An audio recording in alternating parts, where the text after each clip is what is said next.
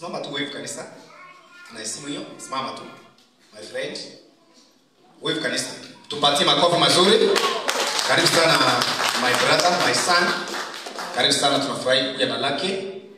Hapa tunasimisi watu kusalimiana. Tunaruhusu mtu anyamaze, anaweza kusalimiana ama akisindwa kusalimiana, anaweza kukaa. Karibu sana na tena. Na Bwana atakuwa mwaminifu. Nitatumia lugha ya Kiswahili kwa sababu ya wageni kwa muda wa dakika 30 peke yake.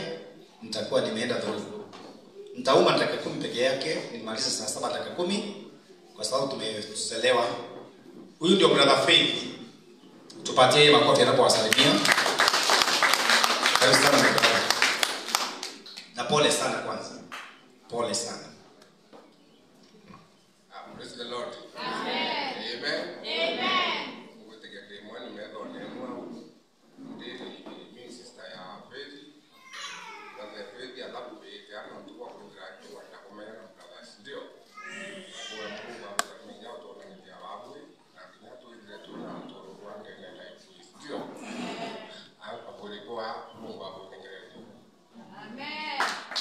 Makofi mazuri kwa Yesu.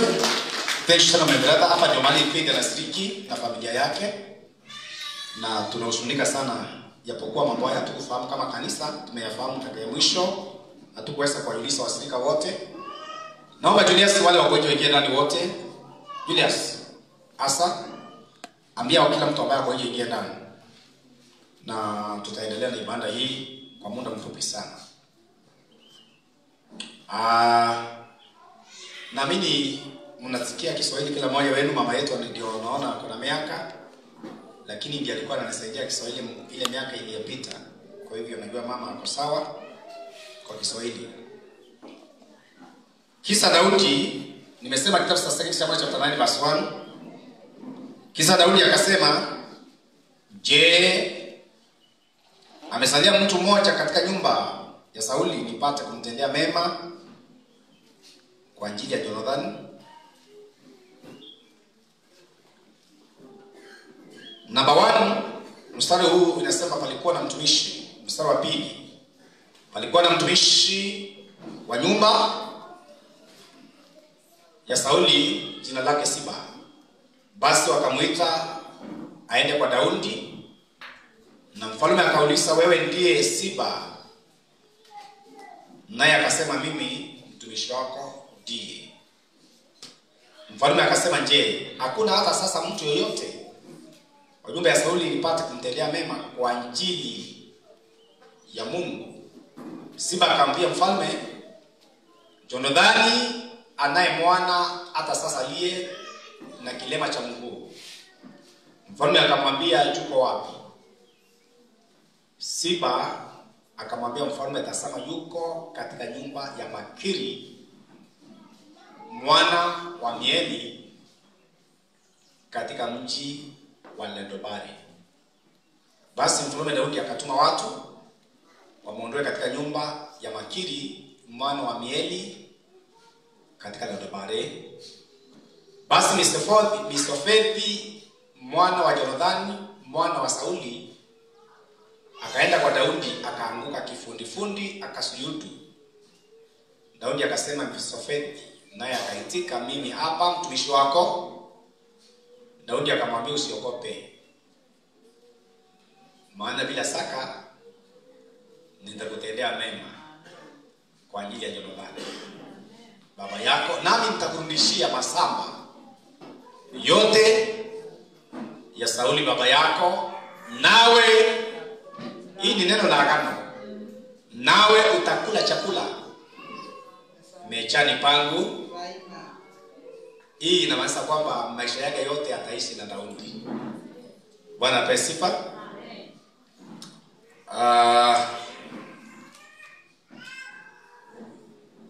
Mama Bless kuja dakika moja.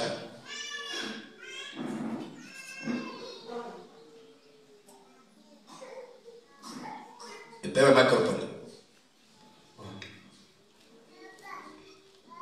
Point number 1 andika. Point mbele andika. Amtawahi saulika. Utegorolana. Ambia jirani hivyo. Era Antorio kuote korolana.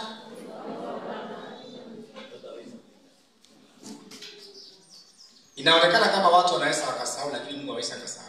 Bwana anaweka mtu hapa kwa lakini Mungu atende nyako hulo. Huyu mtoto wa Sauli Mwana wa Sauli ama wa Jonathani. Mwana wa Jonathani. Alikuwa kiwete. Alikionje. Na wakati vitu vilitokea alikimbia na yule mfanyikazi alikuwa ameajiriwa na nyumba ya Sauli. Nalanga adirera mwanzo kwa masoga mwano. Akaanguka na akavunjika miguu.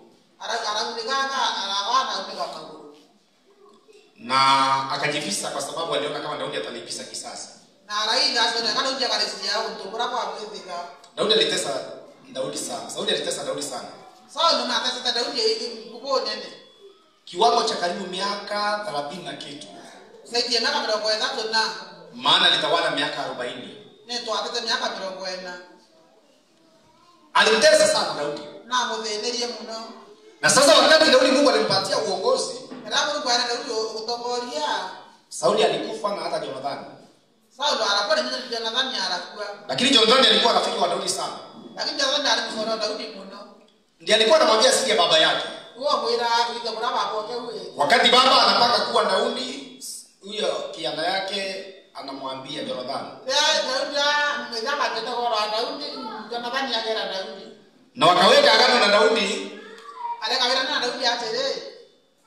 Maana huyu Jonathani alikuwa ameelewa sauti ya Mungu vizuri kuliko baba yake. Na ndiye alikuwa mrithi wa Sauli. Kama ufalme wa Sauli ungeendelea, yule angechukua uongozi baada ya baba yake ni Jonathani. Lakini akasema na akamwambia Daudi, najua Mungu amekupatia uongozi. Lakini utakapopata mema, unikumbuke. Akafa. Lakini agano la Mungu alikufa. Kile Mungu amezungumza hata kama itachukua miaka, lazima itakuja kutimia. Mwanzo inaonekana kama haina dalili ya kutimia. Lakini ningetaka kanisa ielewe kitu kimoja. Chochote ambacho Mungu amenena ama amepanga kwa ajili ya maisha yako, hakuna mtu anaweza kusubiria Mungu asitekeleze. Inaweza kuchukua miaka na miezi. Lakini Mungu wetu ni mwaminifu. Biblia inasema Daudi anauliza miaka imeenda sana. Baada ya kuchukua uongozi, akakumbuka kuna agano aliweka na Jonathani. Biblia inasema kwamba Daudi akauliza, kuna mwana wa nyumba ya Sauli niweze kumtendea mema, wa Jonathani niweze kumtendea mema? Kiwete alikuwa amehama ule mji mkuu wa Yerusalemu. Na akapishwa yule mfanyikazi alikuwa na yeye. Lakini kuna kitu kimoja nataka muweze kuelewa. Wakati alipishwa, Biblia inasema kwamba ukianzia mstari wa kwanza, angalia mstari wa kwanza.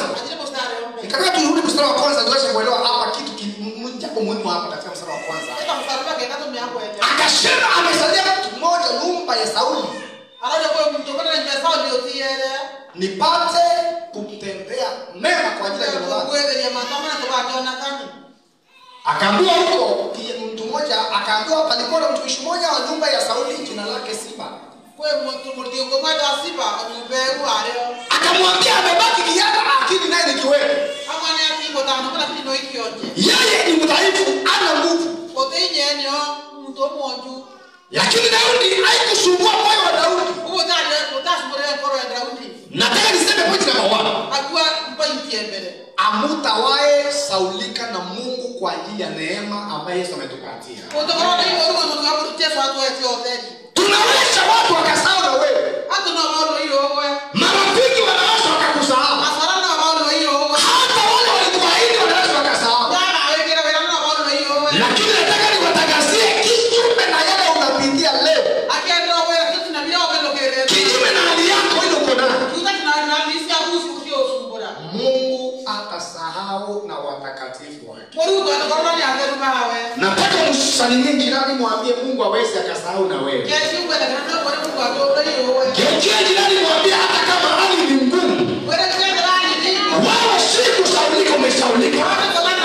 Masaa ya Mungu yakifika, wewe mahali umekaa utainuka, utaitwa, utajulikana, na Mungu atafanya yaliyo ahadi yake kwako.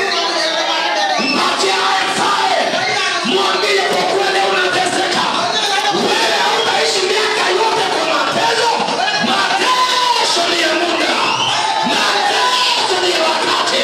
Wakati wa Mungu ukifika, mambo yako yatabadilika, maisha yako yatabadilishwa, na watu watatangaza Mungu yuko pamoja na wewe.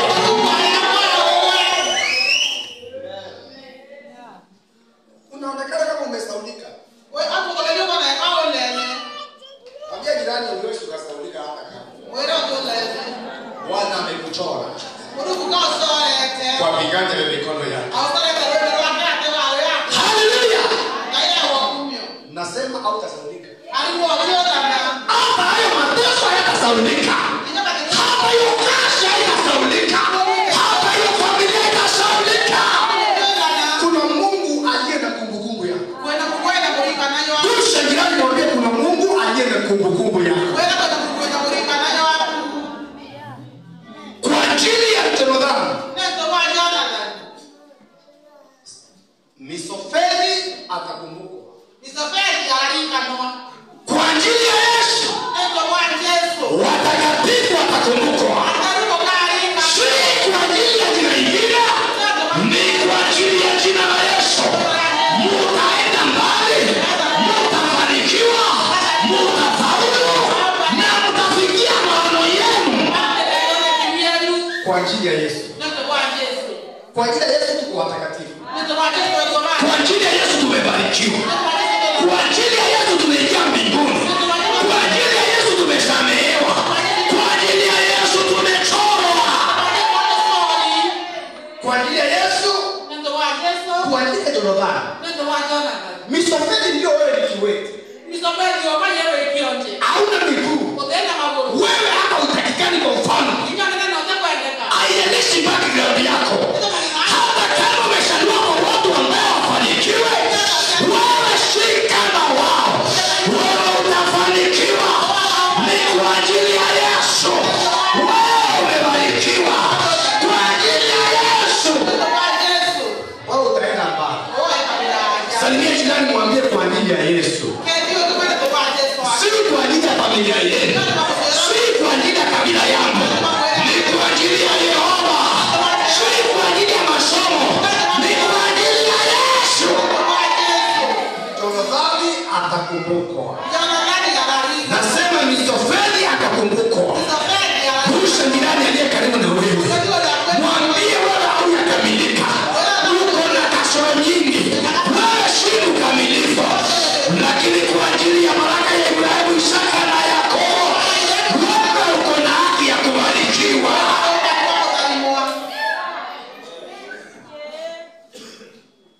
Ndio Musa akaambia Israeli.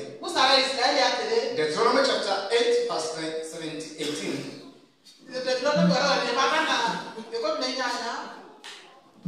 Niko kitabu hicho saa hii namaliza. Niko kwa kitabu saa hii na kusungusa Deuteronomy. Niko Deuteronomy namaliza kitabu 5:3 ninaendelea na Joshua. Basi hapo usiseme moyoni mwako, nguvu zangu na uwezo wangu ndio umenipatia utajiri huo. Verse 18, mbali utakumbuka ni kwa ajili ya Jonathan. Watu wapi? Mbali utakumbuka ni Bwana Mungu wako, maana ndiye akupaye nguvu za kupata utajiri. Afanye maana analaga ndio wako baba zako kama hivi leo. Tunatajirika leo kwa ajili ya Ibrahimu.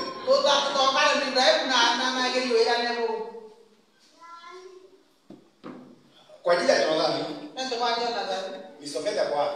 Misofeta ni nani? Anakaa ndo bare. Ali anakuwa kama ndo Ndo bare. Ndio katoa ule kama Inasema ni makini. Uwe makini. Mbona wa? Yaani uwe makini. Ndo bare makini. Hapo makini nyumba ya ndo bare. Yaani makini kimeta ndo bare.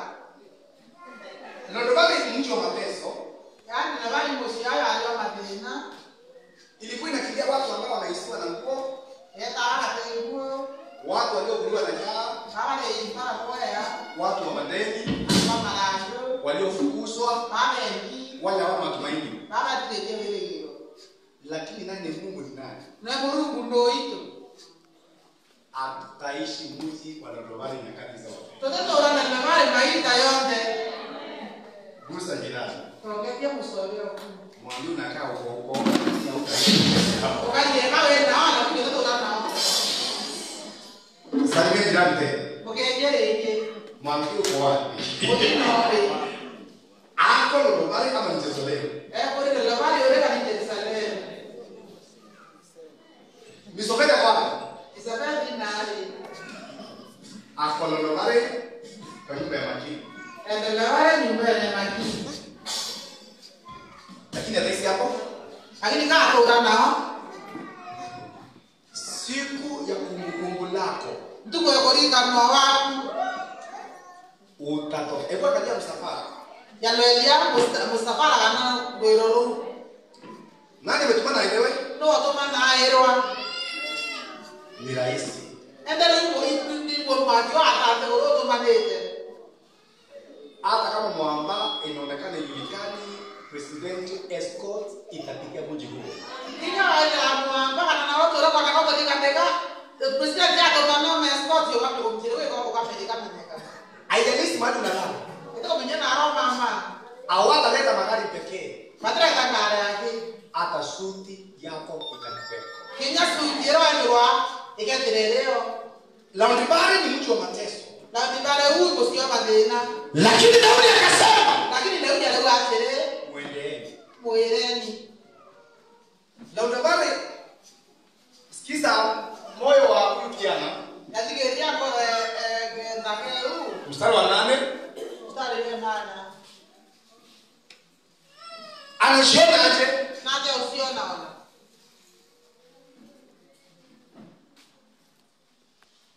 Akashuhudu akasema mimi mtumishi wako ni nini hata umwangalie Mungu. Kila mtu anapoera ndio mnene hapa ni yake kwa yuko ni nyakuyo. Katika moyo wa Misofeti, Mundane kola Misofeti ni Mungu mbele ya mfalme. Akaliyokuwa mbele mnene. Katika macho yake ni Mungu aliyekufa. Kemeno akesho ya mtu kwete. Lakini katika macho ya Daudi, Lakini medone ya Daudi kuna agano. Kwenda werane.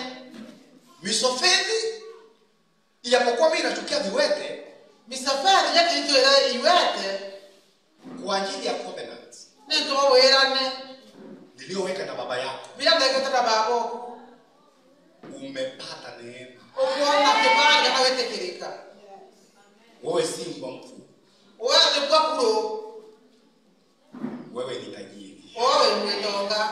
Wewe si mhitaji. Wote mtu watu. Wewe ni mtu wa kupenya. Wewe mtu wa yana. Wewe si maskini. Wote nkia. Wewe ni tajiri. Wewe ni mtonga. Wewe si aliyelaaniwa. Wote mtu wa rumi. Wewe na aliyebarikiwa. Wewe ni mtu wa dhalime. Moyo wake umechusika. Moyo mkono gani kwa yeye nami? Anajiona aje? Na hata usiona. Hebu salia jirani. Sio yake hapo sore huko. Mwanzo unapokaa ndio bado unajiona aje wewe? Wewe ndio ndio labani leo usiona hapa. Unajiona mfalme? Usiona wali mnene? Ama unajiona mtu mwenye kuteseka? Yaani usiona wali mateso. Wakati unafika. Itare ukinya. Na wakati huko. Na itare hiyo. Watakatifu hawatakaa mji wa Dodobari tena. Atari hoteli ya kusiyo madena yake. Mungu atawainua kutoka utukufu moja hadi mwingine. Mungu amekuja na wewe utakuboke. Message yetu leo ni mji kutolewa katika mji wa mateso na kuingia mji wa raha. Ndio mbele ndio aliku mabusiyo madena na kumonene musiyo nene. Mungu ako na kusudi. Mungu ena yani ndo mikia. Leo unakopesa. Wale kwa kopezwa. Lakini natangaza miaka michache inakuja. Lakini nakuwa miaka yake yeye. Nyakati chache. Tarehe bai. Wewe utakuwa mtu wa kupesa wengine. Akasema mtu wa kubetia banki. Akasema mimi ni nani niangalie? Mstari wa 9. Hii ndio ahadi kwa watakatifu. Ndipo mfalme akamwita Siba mtumishi wa Sauli akamwambia mali yote. Akwera atasiba mdobe Sauli akwera Ethiopia. Yaliyokuwa ya Sauli. Ya Sauli. Na nyumba yake. Na nyumba yake. Nimempa mjukuu. Akwera kwa mtoyo. Bwana wako. Oyoyo mtoyo. Misofedi amepata neema. Misofedi arona otugi. Point number 1. Point yembe. Chochote kilicho chake. Kitu kitaka kiki yake. Akitakaliwa tena. Kitaka lelwa yeye. Kitapeanwa mahali kinastahili kwenda. Kikata watoka kimateri kwenda. Amen. Pokeeni ujumbe wa kanisa hili. Amberia tumelie kanisa. Kuna watu wamekalia kazi yako. Kwa toka lete kweku. Lakini naamrisha kwa jina la Yesu Kristo kiingia mahali unastahili kuingia. Lakini kuna watu wamekalia baraka zako. Ninatangaza leo. Misofeli. Au takalo mbali. Kuingia mali ya baba yako. Na point ya mwisho. Angalia mstari wa mwisho 10. Nawe utamiliki nchi hiyo. Utamlimia. Wewe na wanao. Na watumishi wako. Nawe utamleta mjukuu wa bwana wako. Utamleta mjukuu wa matunda yake. Apate chakula ale. Lakini Misofeli mjukuu wa mwana wako ataenda sambani. Atakula chakula mesani ya pangu siku zote. Basi huyo Siba alikuwa mwana wa 10 na watano wa watumishi 20.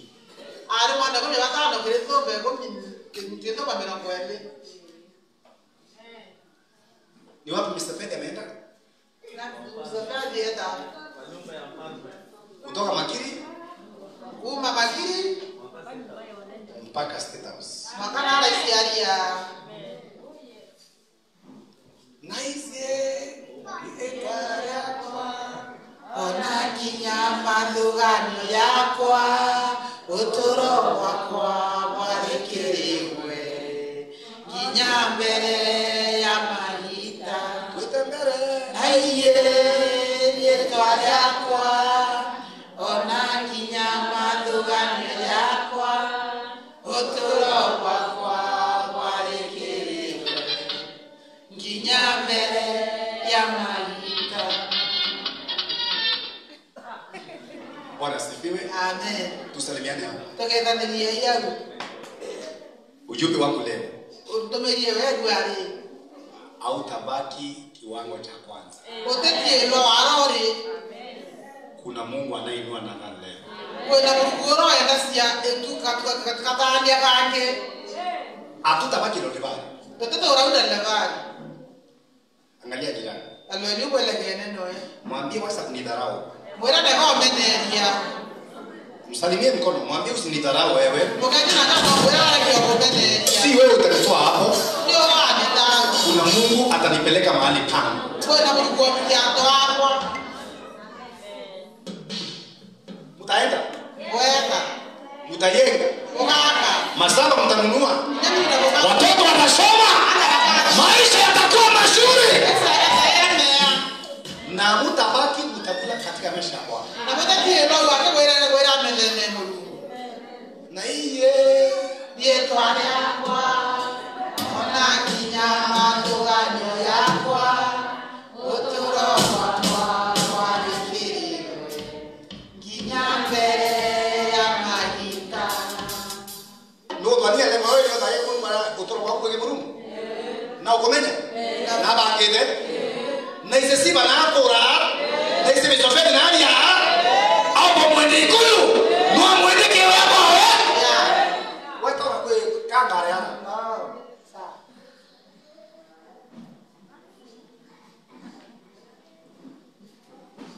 inakusumbua? Ibi bio sumbura. Mnasumbuka sababu amwelewe moyo wa Mungu. Wewe sumbuka na tele wikoro ya Mungu. Leo unang'ang'ana. Wale na kwa inya uko ng'ang'anite. Kesho mnafikiri utang'ang'ana? Wewe uko ndo kwa ndo ng'ang'anite. Wakati wa Mungu ukifika mbele. Eitara Mungu akinya mbele. Wakati wa Mungu ukifika. Eitara Mungu akinya. Mungu atafanya mapenzi yake kwako. Mungu akawe ndi kwa akire wewe. Watasikia kwa news. No, kinara kwa katika ile taarifa. Ni makauri ya Biblia ya Mungu, mporo anatora bebe. Ni mambo ya kusakasa mwenye alikuwa maskini. Ende nekaji aletea mtu anaonekana ena ngare kenende. Amenunua gari ya kisasa watu wanasaka. Antu ne bali aleta ne ontopo. Antu bali aleta watu wanasaka. Neno hilo. Ako mwelewa. Kala mwelewi. No, kala papo bwana nekaro me kanisa ne primation. Wanasema amepewa walemewa sifa. Lakini nende leto ameyeke umeke otevyo komere kile kanisa koma nera ingiro nerando. Watu tumekuja kufahamu hakuna kitu yenye shetani yako nayo.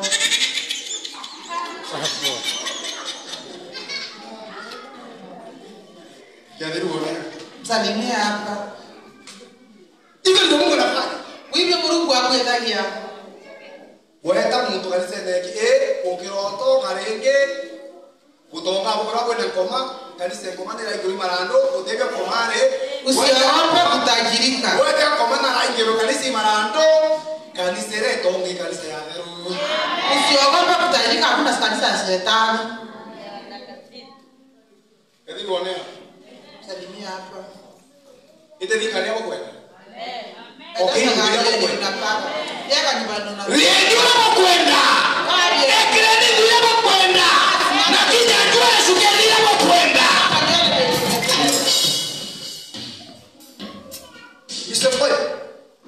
Mr. Fair. Utakula maishani mwa mfalme nyakati zote. Wewe mnene mnene itarionde. Ndio message yetu ya mwisho. Hiyo message yetu ya mwisho. Mahali Mungu atakupeleka wakipenda wasipopenda. Mungu ameondoa bakiana watakwenda abikia. Watakupinga. Hapo inga. Lakini utaingia. Lakini hukuma. Nasema utaingia. Akiwa hukuma. Si kila mtu anataka utajirike. Mtu anaenda kuondoa wewe.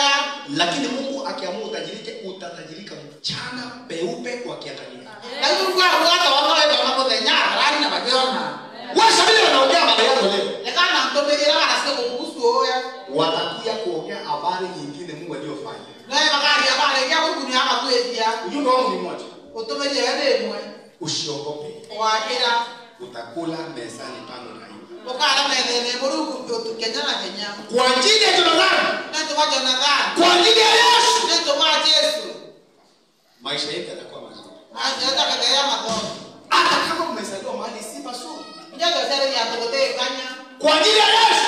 Ndio kwa Yesu. Tumepata wokovu. Tuone tuone. Kwa ajili ya Yesu. Ndio kwa Yesu. Tumelipiwa deni. Ndio Kwa ajili ya Yesu. Ndio kwa Yesu. Tumekamilishwa. Ndio kwa Yesu. Kwa ajili ya Yesu. Ndio kwa Yesu. Tumefanywa watakatifu. Ndio kwa Yesu. Kwa ajili ya Yesu tumebarikiwa. Ndio kwa Yesu ndio dalili. Ondokeni na moyo huu. Umara mmakoro ekadio. Usione kuishi na dobari. Ukoona kama atora wa ubore kana atora wewe okea. Mungu anataka kutupeleka hata leo. Mungu na bietie ta nyerenge. Fungukeni macho. Ndio kameto. Aminini Mungu. Etekia Mungu.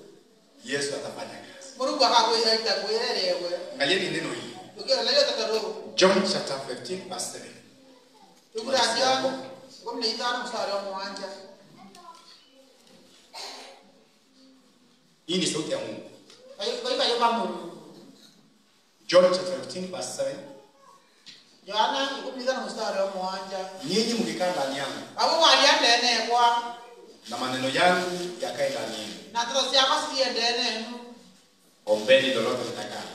Ombeni yote bila kukenda. Nani? Na hapo kwa kuitindwa. Nitarudia mstari tena. Asora mstari yule ingi. Bora tuko ndani yake Wa hiyo ene Mungu. na maneno yake yako ndani yako. Otro ayo ene ku. Omba Akeromba lolote utakalo. Yote bila kwenda. Naye Bwana atatenda. Na Mungu akakujibu. Waraka wa kwanza wa Yohana 3:21. Para mbele Yohana ndio mstari wa 21. Mrokolea yuko. Nasema aje? Hadi kuwa. Tunamalizia hapo. Yote gotilia. Wapenzi, mioyo yetu tusipokuhukumu, tuna ujasiri wa kuingia kwa Mungu. Kwanza Abraham tusikia kwa hiyo tuingine kutoingia hapa tena kuomba ndipo kumage Mungu. Na lolote muombalo tupokea kutoka kwake. Na vile watu wanapata kabisa kumenyekiwe. Kwa kuwa twasika amri zake. Ndio wetara watoroawe. Na kutenda yampendezao machoni pake. Na tuwe mandawe na sema Mungu metone yawe. Baba Mwenyezi Mungu, katika jina la Yesu. Baba ni tena Yesu Kristo. Tunakushukuru kwa ajili ya neno la mchana wa leo. Ipo tunapata tutoa mtanyaruari. Tuko na agano na wewe. Tunaweza na wewe. Ulifanya agano na baba yetu Ibrahimu. Mabuti wewe na baba yetu Ibrahimu. Ukafanya agano ya kwamba utatupatia neema ya wokovu bure. Watu wewe na watu wanakiozeri. Utatupa neema bure. Watu kiozeri. Ukatuponya magonjwa bure. Watu wale milimo ozeri. Na kwa ajili ya Abraham baba yetu ukamulisha baraka katika maisha yetu. Na ndio Ibrahimu baba yetu atoa maidari mbele yake bautwe. Ninakushukuru kwa ajili ya wafanyikazi hawa. Na utuzoeka kwa kazi na tuwalituwe bao. Walioajiriwa na wale wamejiajiri. Baba si atikitoa baba adiki. Nimeona Bwana watu wengi wamevunjika moyo kwa sababu ya majira ya kazi. Na wanataka kuonekana kwa tuwali sia goe. Lakini kuombe Bwana wakati uliofaa Misofethi anaweza akaondolewa katika nyakati zake apelekwe katika nyakati zake. Haikuwa bora kidara ndio amesafadi umeindi na sia yake ile. Bwana tunakushukuru kwa ajili ya hali hii. Tukosoka ntoira nebo. Umetubariki kupitia Yesu. Utadhari mitakugira Yesu. Kulingana na kitabu cha Efeso 1:3 atukuzwe aliyetubariki na baraka zote za roho katika Kristo Yesu. Atari morato tukaimeta ndio mbele ya korone. Tunakushukuru Mungu wa mbinguni. Itosokeria kaza mkubwa. Asante kwa ajili ya kanisa hili. Bwana tukanise kwetenu. Utazidi kuwalinda. Weta mbele wabakalia. Utazidi kuwabariki. Weta mbele wabakali. Utawabariki na baraka za roho. Baba ndio ya korone. Na baraka za kawaida. Nenyambe ndio Uliambia mtumishi wako Abrahamu utawabariki wakiingia na wakitoka. Wewe Ibrahimu baba ndio kumarana besoka. Na mataifa yote ya dunia yatabarikiwa kupitia yeye. Na ndio ndio mwakilukira. Tumefanyika wana wa Abrahamu kwa njia ya imani. Tuweze kitara Ibrahimu jirawete. Baada ya kuamini kazi ya msalaba, Tumewete ngoya mudaraba. tumefanyika wana wake. Tukamwezekana baba. Tunakushukuru Mungu. Itosokeria kaza Mungu. Maana ahadi hii utaitekeleza kwa watakatifu. Ndio leo kwa ile ndio atenu baba. Bariki kazi ya mikono yao. Kalima kusanyara sio. Bariki mahali wanafanya kazi. Kalima na wataira kuwe. Wale wanapitia uchungu Bwana ukawape neema. Hawa kugira maita maombo bayo tuki. Wanaopitia hali ngumu ya kimaisha, simama na wao. Abe na dinu kusema iso na mama na bokoro. Wapatie moyo wa ujasiri. Wae koro yobani. Ni wape moyo wa imani. Na wae koro ina wewe. Wakaamini kazi uliyoifanya ni kamilifu, inaweza ikafanya maisha yao yaweze kuendelea mbele. Basi ya kuira borita ni mmoja ndio kwa tuna maisha yao yatakuwa ya. Nakushukuru kwa sababu Bwana umetupangia mambo mazuri. Iwa hapo tuongea mambo yamea. Ili kutupa tumaini siku za baadaye. Na tutoelekea kusema. Asante kwa sababu umefanya. Bwana tunalao mwezi. Asante wale wasije kuyafanya. Ni Bwana tunalao kupigia. Wewe tukuzwe Baba. Okay, tunao kumyo. Katika jina la Yesu Kristo. Ndio la Yesu Kristo. Tunaomba na tunaamini. Tukoroba na tuweke kia. Ndio tunahitaji simameni mahali pa tulipo. Badawe no baturo ngame. Bwana anajua sida ya moyo wako. Mungu naisi deni ngoro yangu. Simama mahali ulipo. Ngama warori. Kuna kitu unataka Mungu afanye. Kwa utungo Mungu wako kuendelea. Hata kama hujaniambia. Nyadra tena na mchungaji. Hatuhitaji kujua. Tutoke tanyako mimi. Tunahitaji kupatiana mali ya sasa kupeana. Ibaki kudharura watu kudhana. Baba Mwenyezi Mungu, katika jina la Yesu. Baba yetu na Yesu Kristo. Mahitaji ya watakatifu hawa. Baba tu ya uteruba Mungu. Tunayakabidhi kwako. Tuyane kanela kili uwe. Uliambia watoto wako katika kitabu cha Filipi wasisumbuke. Wale anawakule kwa Filipi asumbuka.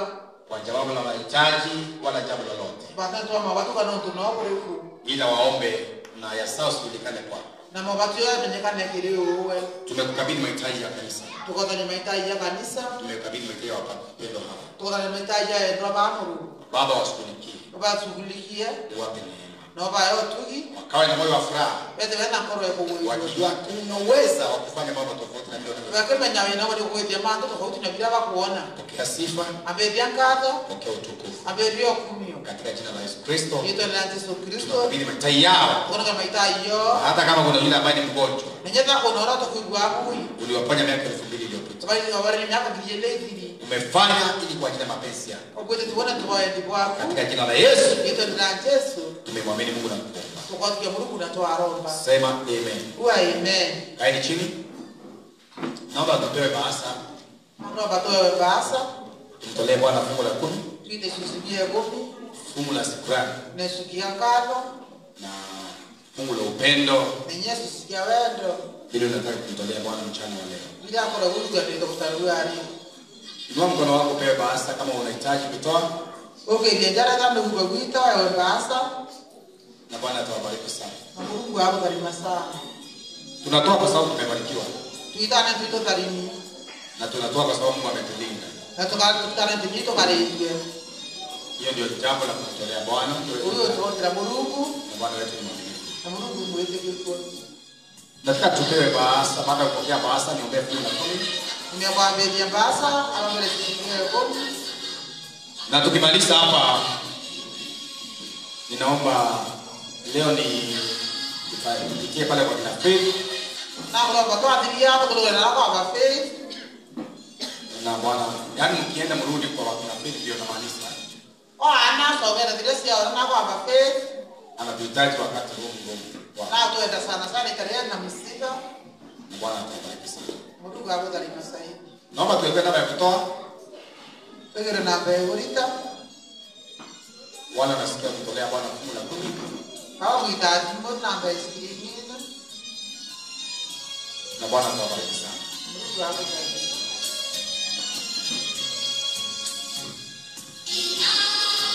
Nataka tuombe sadaka, tujiandae tuombe fungu la 10 sadaka.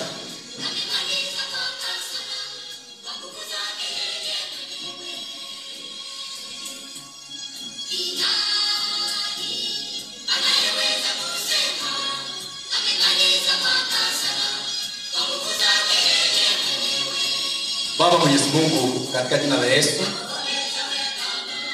tunakushukuru kwa ajili ya fungu la 10 na sadaka zote ambazo tunakutolea leo. Ni manukato kwako Bwana, asipokee. Tunakutolea kwa sababu kuna wakati hatukuwa na vitu vya kutoa. Kuna wakati hatukuwa na kazi, lakini sasa umetubariki na kazi. Kuna wakati hatukuwa na chochote, lakini sasa Bwana tuko na mali. Tuko na afya. Tunaomba Bwana tunapotolea fungu hili, ukakemee magonjwa, ukaondoe magonjwa kwetu, ukatuondolea hasara. Na ukakemee ile mharibifu, roho ya hasara ikatoke kwetu. Tukaweze kufurahia neema ambayo Bwana ametupatia. Pokea sifa kwa sadaka zetu na fungu la 10, ipokee ni manukato kwako. Kama vile nilivyowaambia wana wa Israeli kwamba wakuje kwako wakiwa na zawadi kulingana na ile neema na kama jinsi Mungu alivyowabariki. Pokea fungu hii, pokea sadaka hizi ni manukato kwako katika jina la Yesu Kristo tumekutolea na hata tumeamini. Amen. Naomba tutoe na Bwana atabariki sana. Wala kwa fungu la 10 leteni sadaka zenu na Bwana atabariki sana. Na ama hamna sadaka, kama hamna aina shida naweza naomba neema mwende nyumbani. Wekeni fungu lenu la 10 na sadaka zenu kama Bwana anabariki.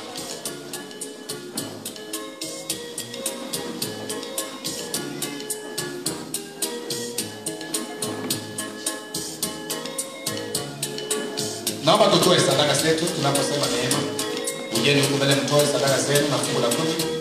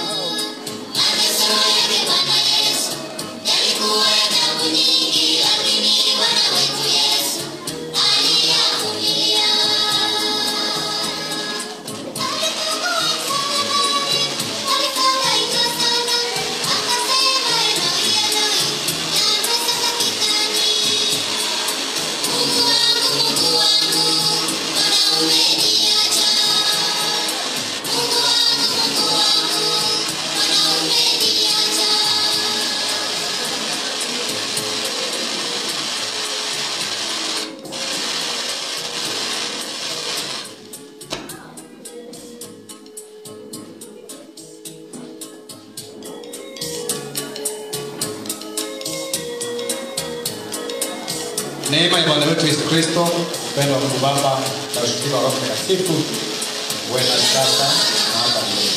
Amen. Viongozi na pande kubaki